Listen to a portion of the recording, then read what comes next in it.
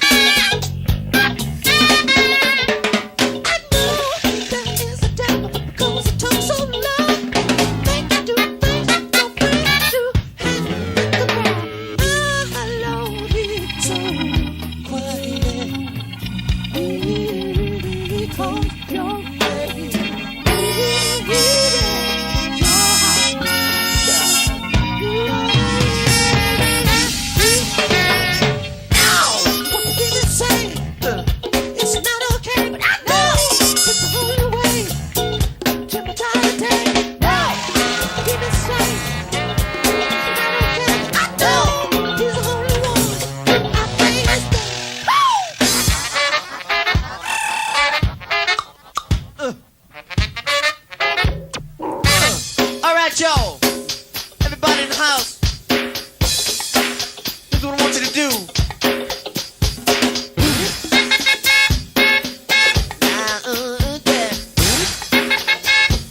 Call it power lift.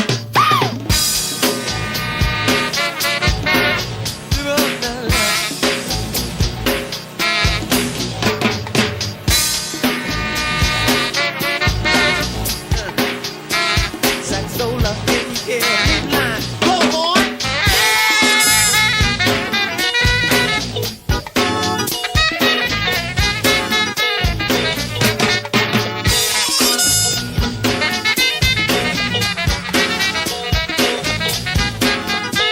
Come on. Son, go. Find a way.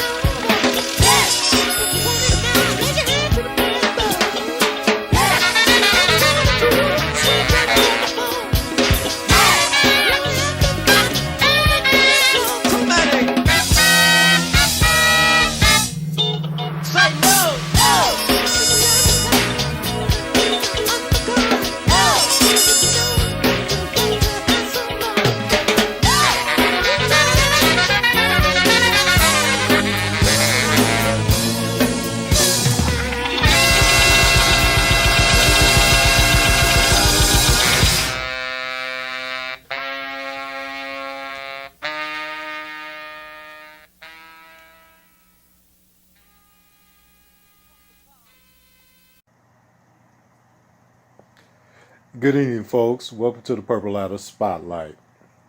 And this week, the spotlight is shining on Prince's 1988 song, I Know, from the LOVESEXY album. Yeah, folks, I Know is the beginning of the LOVESEXY album.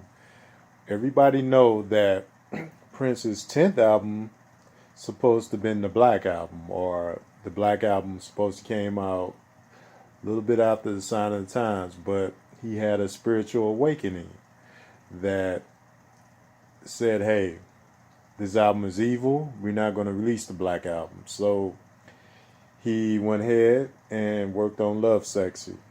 Now, a little bit of info, I know, aka I know, or I know what I It's the first song on Prince's 10th album, "LOVESEXY."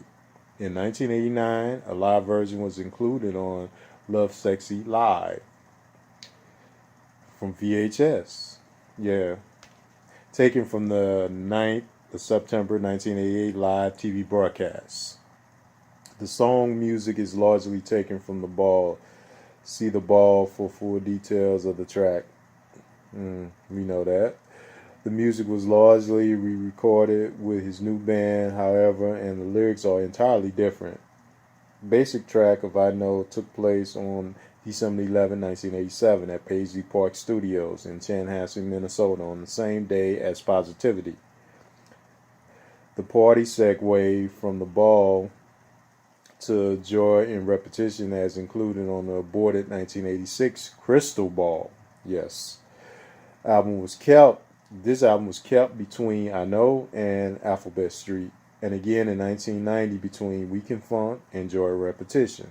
The track marks the first release appearance of Ingrid Chavez on a Prince record. Yeah, she does the monologue. Yeah, let me say "I Know." "I Know" is the beginning of Love Sex. It's so funky. Uh, it comes in. This to me, at the time of how "I Know" comes in, for us the music, it's so funky because you see all vocals and instruments. It's Prince, except for Winona. Sheila E. did the drums. You can tell, and Weaver on guitar, Levi Seeger on bass, Matt Fink on keyboards, Bonnie Boyer on keyboards, Eric Leeds on saxophone and spoken voice, and the segue Atlanta Bliss on trumpet, spoken voice, Wally Safford, spoken voice, Greg Book, spoken voice, and the intro with Ingrid Chavez, engineer Eddie Miller. Yeah, the music is so good on this. The drums. Between you go back to the Sign of Times album, you look at You Got the Look. You Got the Look has some people don't notice, but it has some type of go-go beat. The drums, Sheila E's just crazy on the drums, but a little bit of go-go, and I know has that kind of go-go sound on the drums, but it's so funky, and the guitar and the bass is so funky.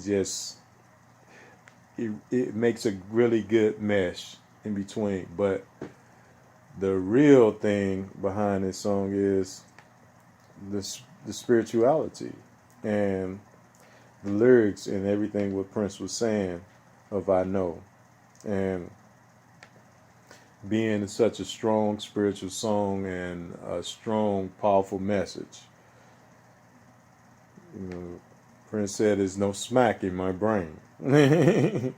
So when you look at what he said, "Welcome to the new power generation." First time he said that, the new power generation, and that later would be 2 years later, his band. The reason why my voice is so clear, there's no smack in my brains. Always drug message. And you see verse 1, "I know there's a heaven and hell. I know there is hell. Listen to me, people. I got a story to tell. I know there was confusing lightning all around me. That's when I called his name. Don't you know he found me?" No, it's what Spooky Electric say. Yeah, Spooky Electric, one of the alter egos. I'm not going to get into that now, but Prince peeps know what that means and know what's going on. And the lyrics can go on and on because he's so he's really so spiritually inclined, like, it's like gospel. "I know there is a devil because he talks so loud. He makes you do things that your friends do and hang out with the crowd." Yeah, it's true. "But my Lord, he's so quiet when he calls your name. When you hear it, your heart would thunder and you want to hear it every day." Yeah, words. And this sets the tone for the whole album. And that's why this album is so great. It's not one of his best received albums in America at that time in 1988 because people was confused. People was on, we was changing. And I can say I was changing at that time far as being a cross between hip hop and Prince. I still love Prince at the time, but it was making it harder and harder for me to say I like him more publicly, his music. And his music was getting real deeper and deeper, which I didn't understand at the time being a teenager. But we see that the journey what Prince was going on. You know, he was going on this wonderful journey. You know, a year later, Batman, Prince back on top. You know, the mainstream people are praising him again, but he was deeply, deeply, deeply, you know, spiritual on this. And only receiving a gold album in America. But overseas, you know, this double platinum. In UK, you know, number one. This was Prince golden album in the UK because I think the sound, it inclined with the sound that was going on in the UK, the electronic, uh, the more spiritually type of sound that they were hearing. You know, you look at this time, people like Trent D'Arby had came on the scene, and you know he had been influenced by Prince, and you see some of the newer artists like Mika Paris, you know, people that was in the UK that had been influenced by Prince in that sound. So that's why it was so big, in my opinion. But yeah, I know gets the purple out of spotlight and listen to it. It's a great song, very spiritual, and with a good message. So, the Purple Ladder signing off, saying peace, God bless. Like, comment, subscribe. Thank you. And yeah, be safe out there. Peace.